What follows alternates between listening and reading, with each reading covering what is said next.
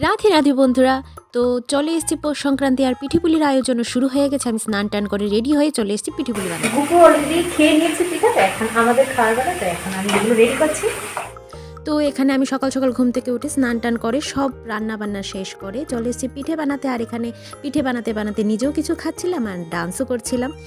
তো আগেকার দিনেরগুলোর কথাগুলো মনে পড়ে, যখন ছোট ছিলাম তখন ঠাকুমা মারা মিলে পিঠে টিঠে বানাতো আর তখন খুব মজা করে করে খেতাম। কিন্তু এখন মানে যত বড় হয়ে গেছি মারা বলছে যে নিজেরা পিঠে বানাবে না, আমাদের দিয়ে পিঠে বানাতে হয়। তো আমি নিজে নিজেই পিঠে বানাচ্ছিলাম আর সেই জন্য আমি মনের দুঃখে দুঃখে নিজে নিজেই খাচ্ছিলাম। যতটা পিঠে বানালাম ততটার মতো খেলাম। এখানে আমার মোটামুটি পিঠে সবগুলো কমপ্লিট হয়ে গেছে। পায়েসটা করছি, দেখতে পাচ্ছ কি সুন্দর হচ্ছে পায়েসটা। আর আমার সবগুলো পিঠে এতটাই সুন্দর হয়েছে, লাজিজ হয়েছে, মানে দেখে মানে লোভ সামলানোর মতো না। আর পায়েসটার কালারটা দেখো একটু। আর আমাদের পিঠেপুলি তো খুব সুন্দরভাবে কাটলো। তোমাদের কেমন কাটলো জানিও। আজকে যেন টাটা।